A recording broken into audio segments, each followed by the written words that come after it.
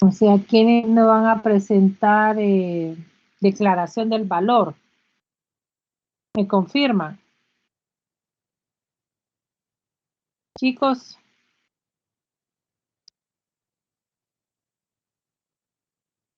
chicos. Select. Ok. Entonces,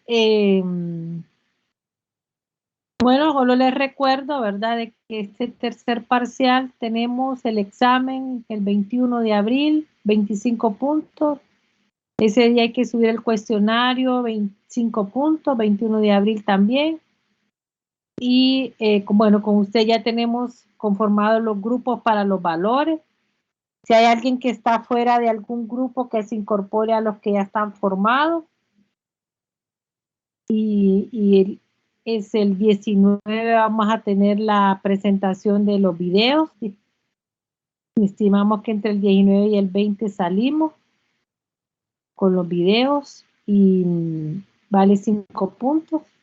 Y el 19 tienen que subir la tarea de la investigación sobre los valores. Estimamos que la reposición será el 28 de abril. Y bueno, eso es lo que tenemos tentativo para este parcial, tercer parcial. Listo, sin dudas. Bueno, entonces vamos a hablar del artículo 212, ¿verdad? Que estábamos hablando de quienes no presentan declaración del valor aduanero, ¿verdad? Y decíamos las municipalidades, los organismos o entidades internacionales, las importaciones sin carácter comercial,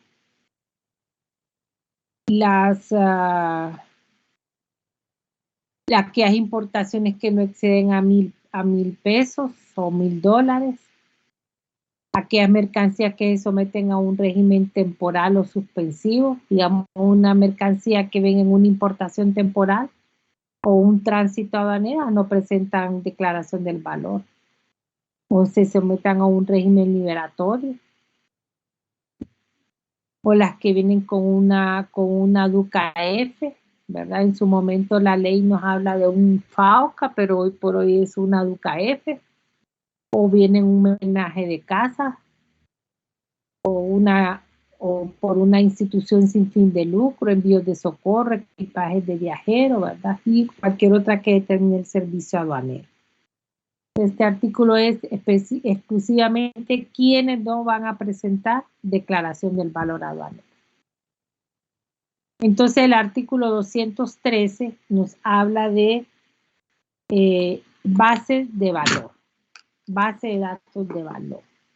Entonces vemos que los servicios aduaneros deberán constituir una base de datos de valor.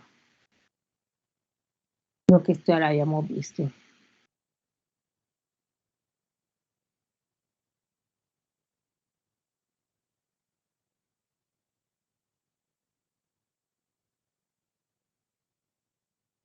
Bueno. El artículo 213 nos habla de las bases de datos de valor. Solo quiero ver si vamos a hablar más adelante.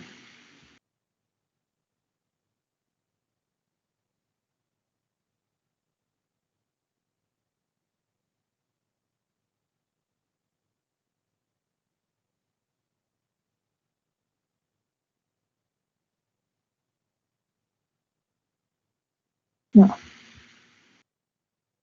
Es bastante lo que tenemos, ¿verdad? Es que Cauca y Recauca es amplio.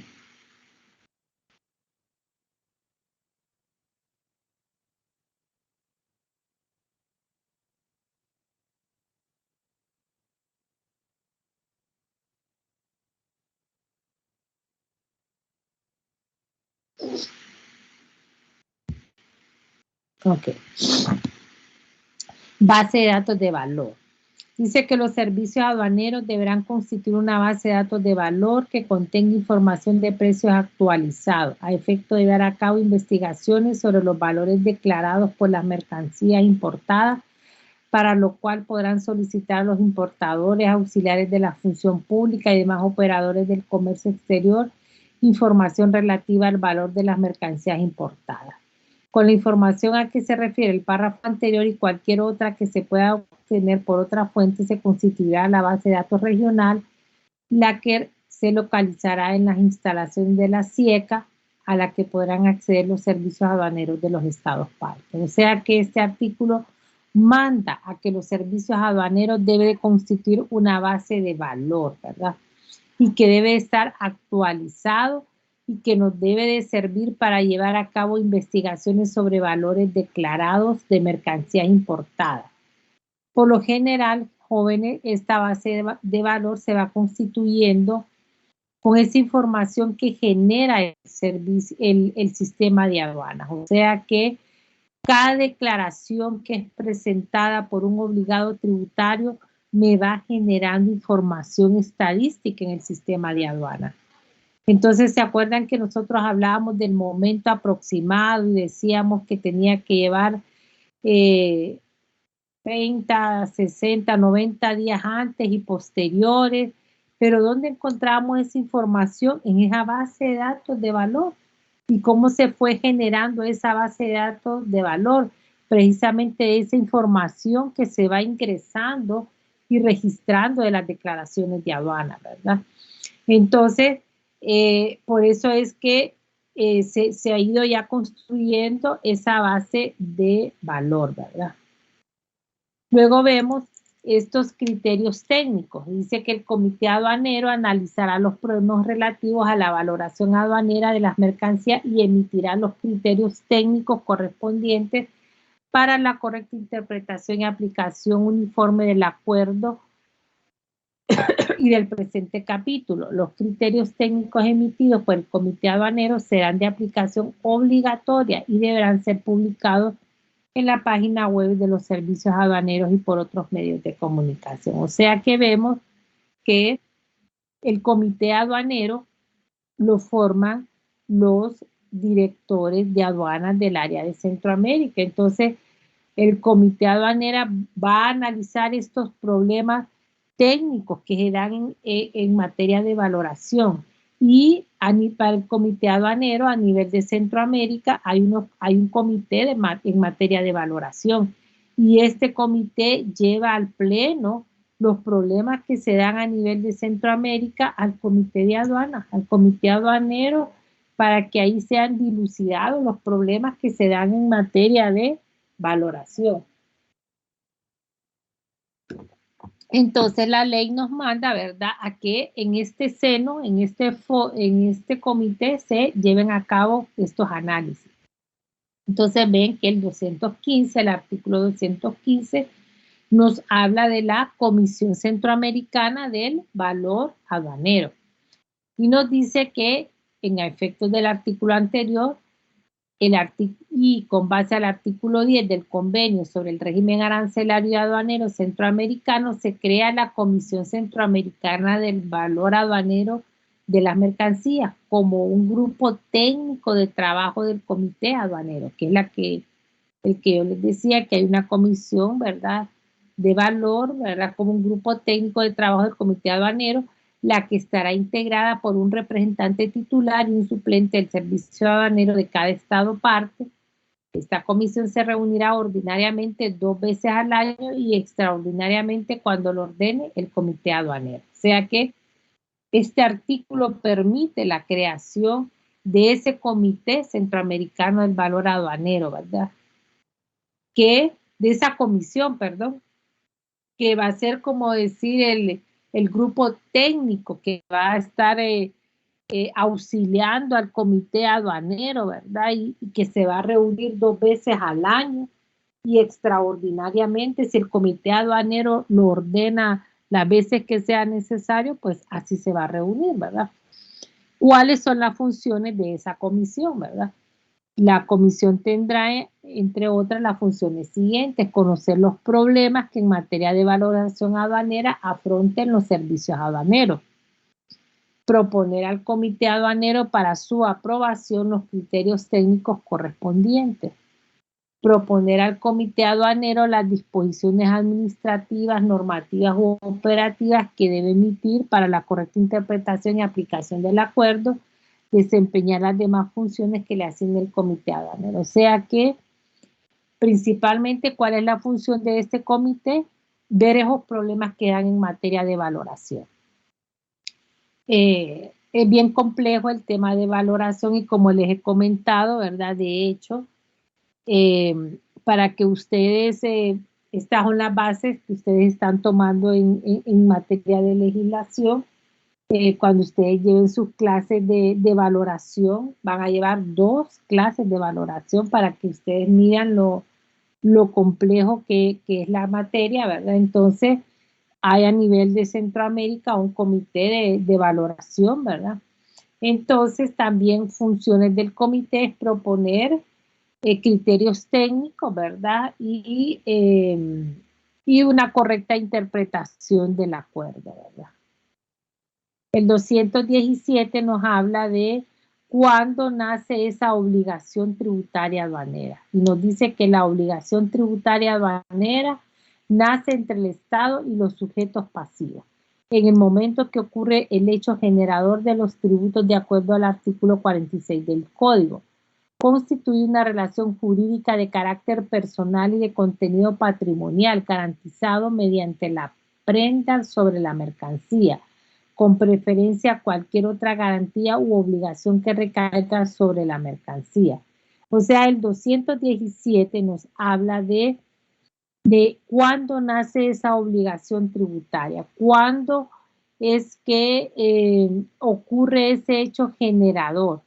O sea, cuando nace esa relación jurídica, ¿verdad? En la que debo yo, si puedo decirle, estoy comprometida con el Estado, ¿verdad? Entonces, pues el hecho generador ocurre, lo vamos a ver más adelante, ¿verdad? En el siguiente artículo, la obligación tributaria nace con el hecho generador, para no ver como que se puedan confundir con todo lo que nos dice el 217. Entonces, enfrasquémonos que nos dice. El 217 nos habla del nacimiento de la obligación tributaria y nos dice que nace con el hecho generador. El 218 nos dice que el hecho generador constituye estos momentos, ¿verdad? Y, ok. Entonces nos dice, además de los establecidos en el artículo 46, vamos a ver aquí, vamos a ver lo que nos dice cuando nace el hecho generador. Vamos a ver lo que nos dice el artículo 46, para que nos vayamos. Ok. Entonces el artículo 46 del Cauca, siempre lo vimos anteriormente, que nos decía que el nacimiento de la obligación tributaria se daba al momento de la aceptación de la declaración, ¿se acuerdan, verdad?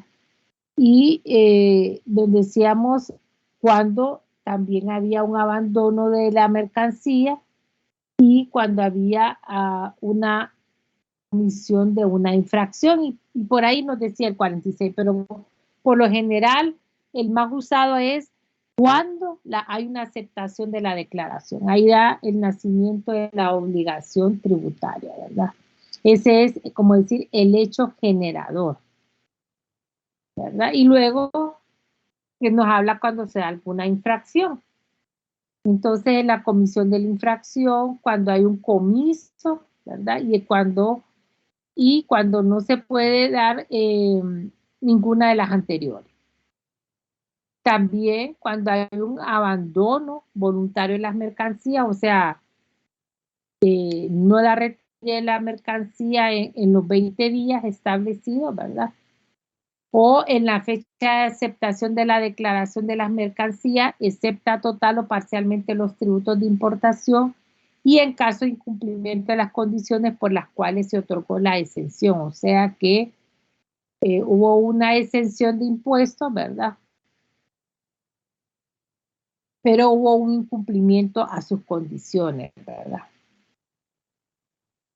También en la fecha de aceptación de la declaración de las mercancías ingresadas al territorio aduanero bajo algún régimen aduanero suspensivo de tributos en caso de incumplimiento de la condición por la cual se concedió el régimen. O sea, ha habido un incumplimiento a esas razones por las cuales se obtuvo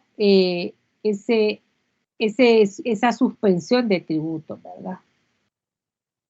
O también, ¿verdad? En caso de incumplimiento, cuando eh, hay una fecha de aceptación de la declaración de las mercancías que han salido del territorio aduanero o ha habido una declaración provisional. Puede ser también, según el artículo 219, que hay un hecho generador en importaciones fraccionadas. ¿Cuándo se da una importación fraccionada, chicos? Cuando, por ejemplo, hay un conjunto de una unidad, ¿verdad? Pero que esta no puede entrar en un solo embarque, por ejemplo. Entonces, se requiere ser fraccionada la mercancía. Entonces, dice el artículo 19 que las importaciones de mercancía que para efectos arancelarios constituyan una unidad, pero que se introduzcan desmontados o sin montar, lo que les explicaba, en embarques fraccionados para su ingreso o diferentes fechas, se aplicará al conjunto de la unidad los tributos vigentes a la fecha de aceptación de la declaración correspondiente a la importación de la primera fracción con arreglo de las condiciones siguientes: que los importadores lo soliciten expresamente al servicio aduanero antes de realizar la importación de la primera fracción y que los embarques parciales se importen dentro del plazo señalado por el servicio aduanero en la autorización que se emite. Entonces, el 219 nos lleva a decir cuándo se da el hecho generador en importaciones fraccionadas. Entonces, por ejemplo, yo voy a importar, vamos a decir, un tractor que necesito 3 embarques para traerme el tractor porque es mega inmenso. Entonces yo voy a hacer una solicitud al servicio aduanero y le voy a decir, voy a traer un tractor que voy a necesitar 3 embarques. Entonces yo necesito que me autorice, ¿verdad? Traerlo en 3 partes y la generación, el hecho generador se va a dar como lo dice el artículo 19, aunque yo lo introduzca en varias fechas, puede ser que me venga en 3 meses, lo voy a poner cuando haga mi solicitud, entonces me va a autorizar el servicio aduanero, pero él me va a decir, ok, autorizo que tu embarque venga en el periodo de 4 meses, pues te pongo un ejemplo, y vamos a tomar la fecha de aceptación de la primera, el primer arribo, pero debe de venir en este plazo, ¿verdad? En la primera fracción que ingresó la primera fracción, esa va a ser la fecha de aceptación para la siguiente. Entonces, pero debe de estar previamente autorizado. Entonces, ¿cuándo se da el hecho generador? La primera fecha de la primera fracción, ¿verdad? O sea, eso es lo que nos quiere decir este artículo. Luego tenemos el 220 que nos habla de los medios de extinción de la obligación tributaria aduanera. La obligación tributaria aduanera se extingue por los medios establecidos en el artículo 58, o sea que nos lleva al artículo 58 que ya nos habla de que la obligación tributaria se extingue por el pago, compensación, prescripción o abandono. O sea, si yo pagué, si cuando yo tengo una declaración y la pago, pues ahí se extingue la obligación. Yo ya no le debo al Estado porque le pagué, ¿verdad? O sea que eso quiere decir medios de extinción de la obligación tributaria. Me debías al Estado por esa declaración, yo te pagué, ¿verdad? Punto. El 221 dice, el pago de la obligación tributaria aduanera deberá hacerse en efectivo o moneda en curso legal o en las formas permitidas por las leyes, ¿verdad? O sea que ya el servicio aduanero tiene establecidas las formas de pago, ¿verdad? En nuestro caso, ¿verdad? La hacemos a través de la red bancaria, ¿verdad? Donde se hace la captación del pago de los impuestos. Este tema es bien importante, ¿verdad? La prescripción.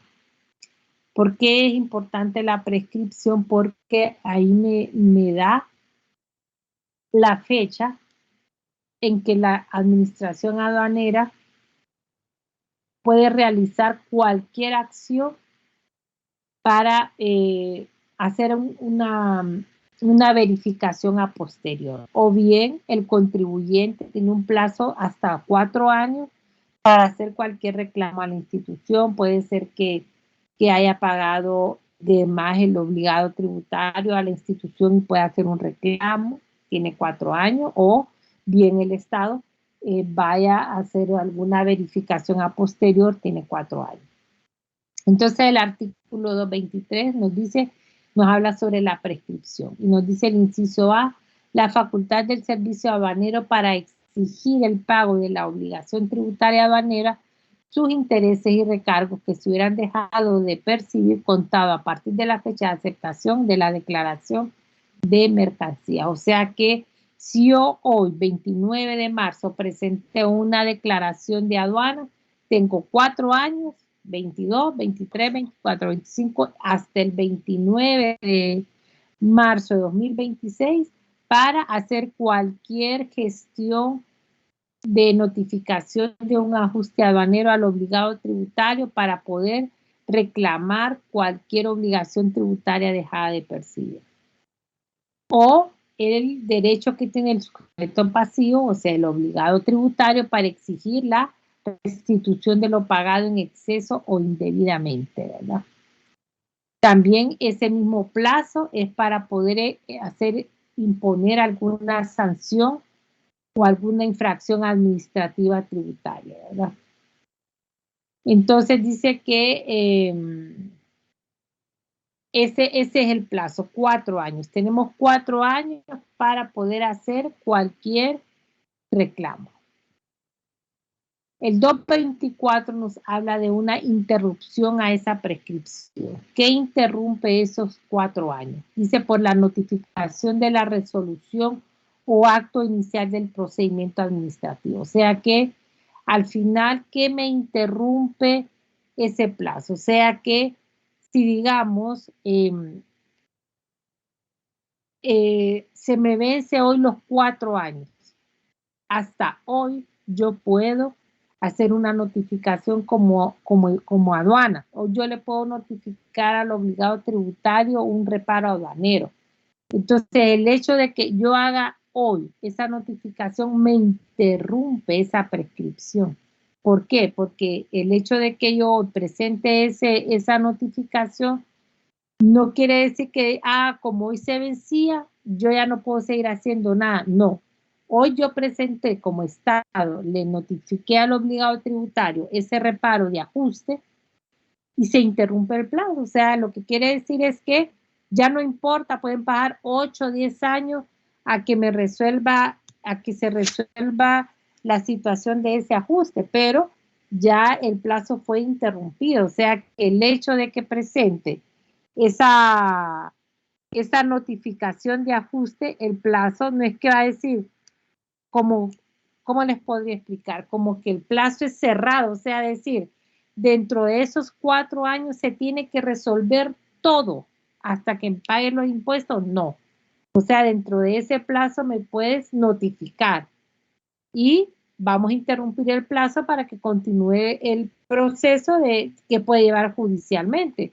Acuérdense que en una instancia judicial puede llevar hasta 3, 4, 5 años un caso, ¿verdad? Entonces, entonces se pasó de los 4 años que estábamos hablando en ley, ¿verdad? Entonces, esos 4 años es para que yo pueda notificar, ¿verdad? Entonces, una vez que notifique, se interrumpe el plazo. Luego tenemos el artículo 226 que nos habla de pérdida o destrucción. Usted nos dice que la pérdida o destrucción de las mercancías por caso fortuito o fuerza mayor debidamente comprobadas a satisfacción del servicio aduanero o la destrucción de las mercancías bajo control aduanero extinguirá la obligación tributaria aduanera en proporción con la pérdida o destrucción sin perjuicio de las responsabilidades civiles, tributarias, administrativas o penales que en su caso corresponda.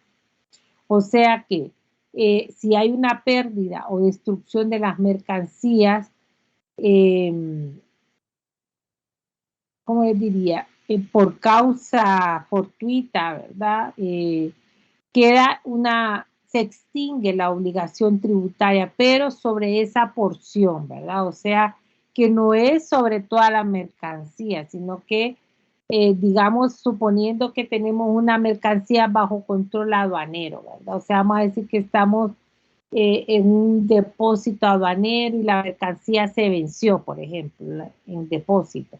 Entonces, ya no se puede desaduanar porque la mercancía se venció, ¿verdad? Vamos a decir que vamos a decir que venía la importación de de unos chocolates y que venían sus fechas por vencerse, entonces el Ministerio de Salud no autorizó su salida y va a haber necesidad de incinerarlas, por ejemplo. Entonces, a lo mejor del lote de 100,000 unidades que venían de chocolate, 10,000 se perdieron. Entonces, esa porción de 10,000, ¿verdad? Es la que se va a destruir, ¿verdad? Entonces, esa es la parte, ¿verdad? Que se va a extinguir la obligación tributaria de esas 10,000. Las 90,000 va a quedar esa porción de 90,000 va a quedar bien y va a pagar los impuestos. Entonces la que se va a destruir es la que va a extinguirse la obligación tributaria. Entonces a eso se refiere pérdida o destrucción. Luego tenemos el 227 que nos habla de derechos derivados de la prenda aduanera. La prenda aduanera da lugar al ejercicio de los derechos de retención, persecución, secuestro y prelación en la forma que se establece a continuación. A. Las autoridades aduaneras ejercerán el derecho de retención de las mercancías o vehículos pertenecientes a la persona contra quien se reclama que se encuentre bajo control aduanero para responder del pago de tributos, multas y demás cargos causados por la misma mercancía retenida, por mercancías pertenecientes al mismo sujeto pasivo que se encuentre en la misma aduana y por otra mercancía perteneciente al mismo sujeto pasivo que se encuentre en otra aduana al territorio aduanero. ¿Qué es prenda aduanera? Entonces dice que prenda aduanera da lugar al ejercicio de la retención, persecución, secuestro y prelación en la forma que se establece a continuación. Entonces, cuando hablamos de prenda aduanera, es que nos quedamos con esa mercancía. Por eso dice retención, persecución, secuestro. O sea que la autoridad aduanera ejerce un derecho sobre una mercancía. Vaya, por ejemplo, se da una importación, ¿verdad? Y está una mercancía en depósito, ¿verdad? Pero resulta que la autoridad aduanera va a ejercer un derecho sobre esa mercancía y la va a retener, ¿verdad? Ya sea una mercancía, un vehículo, y la va a dejar como prenda, ¿verdad? Para responder por algún tributo o por alguna multa que haya habido previamente, ¿verdad? Entonces,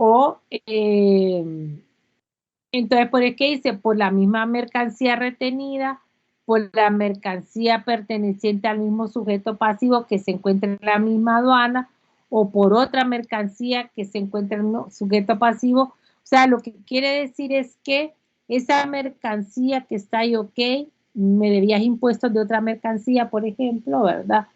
O por esa misma mercancía, ¿verdad? La vamos a retener, ¿verdad? porque hay impuestos pendientes de pagar y no los has pagado, ¿verdad? Entonces se retiene la carga hasta que solvente, ¿verdad? Entonces, prenda aduanera es retener, a eso se refiere, ¿verdad? La prenda aduanera da lugar a retenerla por derecho de impuestos pendientes de pagar. Entonces, luego, digamos, si hubiera una controversia con la carga, un problema judicial con la carga, entonces dice que el fisco va a gozar del derecho de preferencia frente a cualquier acreedor para el cobro de los créditos aduaneros vencidos y no pagados relativos a la mercancía a que se refiere el apartado anterior. Entonces, por ejemplo, hay una mercancía en depósito, pero al final, vamos a decir, la empresa está en quiebra. Entonces, los acreedores están cayéndole a la carga, por decir. Y ya tienen en juzgado y ya notificaron que esa carga viene y que va a entrar a depósito. Ya le tienen como decir, ojo, ¿verdad? Entonces, ¿qué nos dice la? Pero el fisco va a gozar primero. O sea que si digamos, si el valor de la carga es, qué sé yo, 500,000 y al Estado le deben 100,000, entonces el Estado primero va a cobrar sus 100,000. Entonces, por aquí dice, el fisco gozará del derecho de preferencia, o sea, primero va a gozar frente a cualquier acreedor. O sea, primero cobra el Estado su parte, ¿verdad? Y luego, si una vez practicada la retención de la mercancía, la persona interesada no efectuar el pago correspondiente, se procederá de conformidad con las disposiciones establecidas en el presente reglamento, ¿verdad?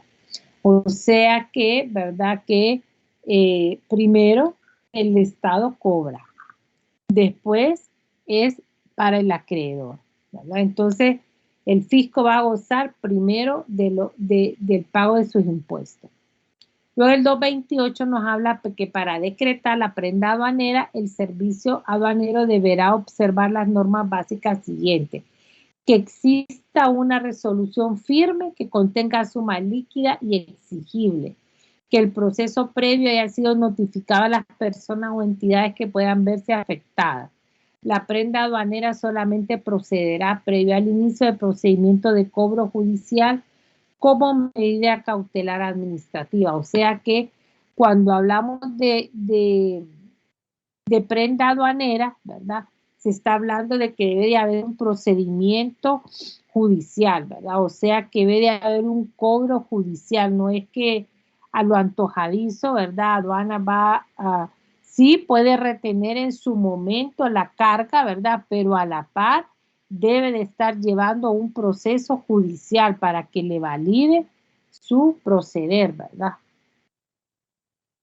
Luego tenemos el 229 que nos habla de la ejecución de esa prenda aduanera. El procedimiento de ejecución de la prenda aduanera debe iniciarse dentro del plazo de prescripción para el cobro de la obligación tributaria aduanera. O sea que debe de haber un tiempo, ¿verdad?, para dar inicio, ¿verdad?, a ese procedimiento de la obligación tributaria aduanera. Y el pago efectivo de los tributos, multas y los demás cargos por los que responden las mercancías cancela la prenda aduanera decretada. O sea que si hay pago de tributos, si dice, digamos, el obligado tributario, no, yo voy a pagar lo que le debo al servicio aduanero, entonces automáticamente se cancela la prenda aduanera. O sea que se cancela ese hecho de que haya esa captura, esa cancelación de esa prenda aduanera, ¿verdad? Luego entonces vamos a hablar de la garantía de la obligación tributaria aduanera. Entonces vemos que el 231 nos habla actualización del monto de la garantía.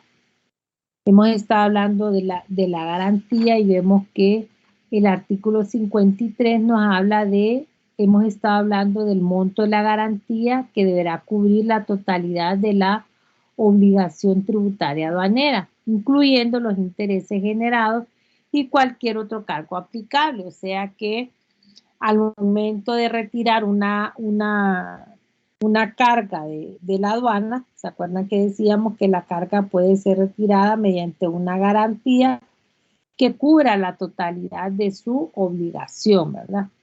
Eso es aduaneramente permitido, ¿verdad? O sea, yo hice una importación de una mercancía, vamos a decir que hay una duda razonable en materia de clasificación arancelaria, por ejemplo, yo me puedo llevar la carga a mi casa, no a mi casa, vamos a decir a mi empresa, y perfectamente yo presento una garantía que va a cubrir los impuestos que correspondan por esa duda, ¿verdad? Razonable existente más cualquier multa o recargo, ¿verdad?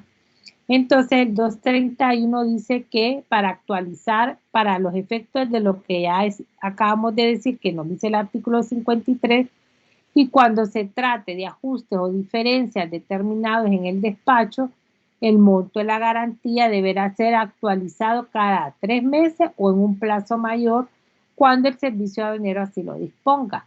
Dicho plazo se contará a partir de la fecha de constitución de la garantía, debiendo incluir cuando proceda los intereses que adeudarían a esa fecha por las sumas no canceladas. O sea que lo que nos lleva a este artículo es que hay que actualizarlo, ¿verdad? Por ejemplo, si va a demorar el tiempo en determinar esa diferencia, ¿verdad? Entonces es probable que haya que actualizar ese monto de la garantía, ¿verdad? Entonces la ley permite que se pueda dar esa actualización. Puede hacer que por lo general no se hace o sí, pero lo importante es que la ley da esa apertura, ¿verdad? De que se pueda actualizar. Y el 232 nos habla de esa ejecución. ¿Qué es ejecución? Es como decir,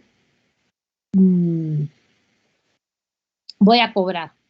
La ejecución es como decir, voy a cobrar, ¿verdad? Entonces el 232 nos dice, una vez agotada la vía administrativa o incumplida la condición a la que se sujeta el régimen correspondiente, se procederá a ejecutar la garantía rendida ante el servicio aduanero en la forma y plazos de acuerdo al tipo de garantía que se trate. O sea que yo importé, como les comenté, dejé una garantía para hacer las investigaciones que correspondían en materia de clasificación, ¿verdad? Luego se agotó toda esta vía, todo este tiempo, se hizo la investigación, ¿verdad? Y resultó que esa duda razonable era cierta, el analista de aduanas tenía razón, entonces se va a ejecutar esa garantía, ¿verdad? Que se rindió ante el servicio aduanero y conforme al plazo y forma establecido. O sea, se va a ejecutar, ¿verdad? O suponiendo que haya estado todo conforme lo que haya presentado o declarado el importador, entonces se va a devolver la garantía conforme a procedimiento establecido. Luego, vamos a hablar de el ingreso y salida de personas y mercancías y medios de transporte. Vemos que tenemos el artículo 233 que nos habla de lugares, rutas y horarios habilitados.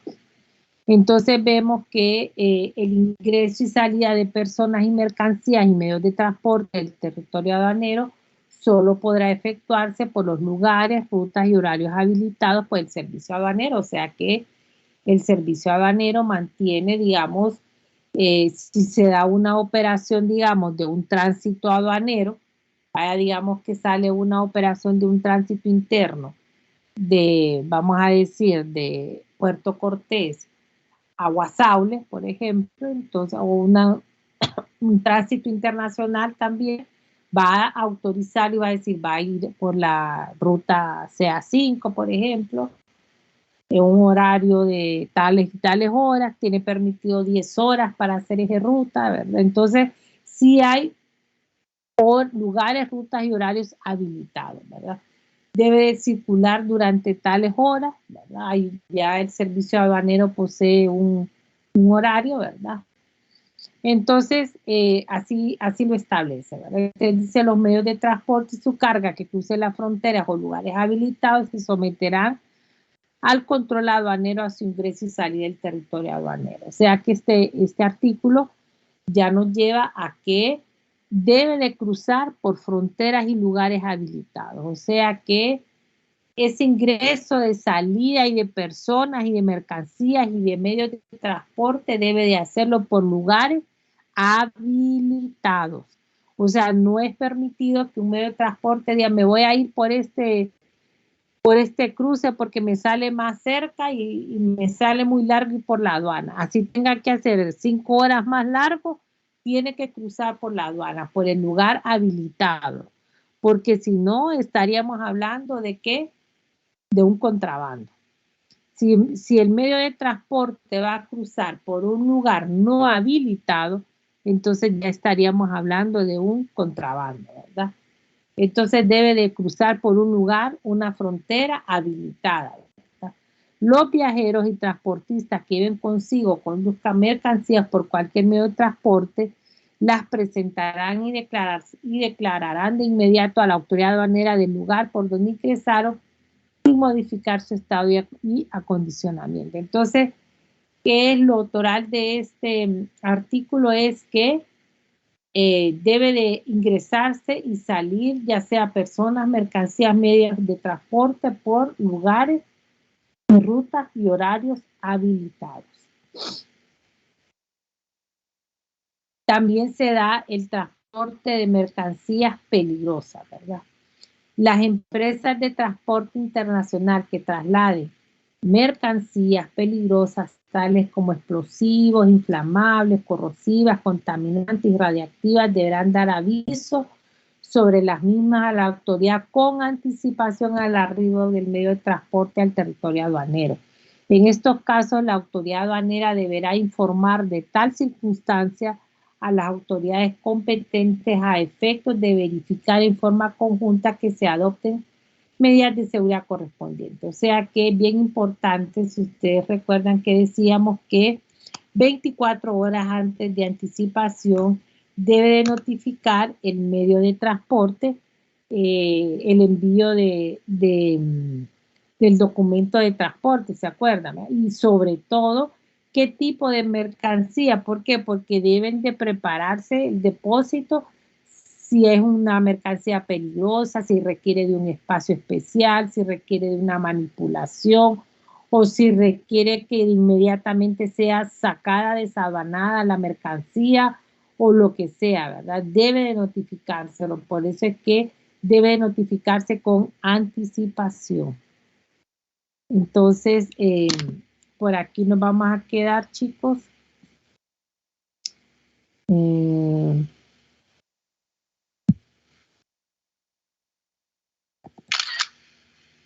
Vamos a vernos el día jueves, ¿verdad?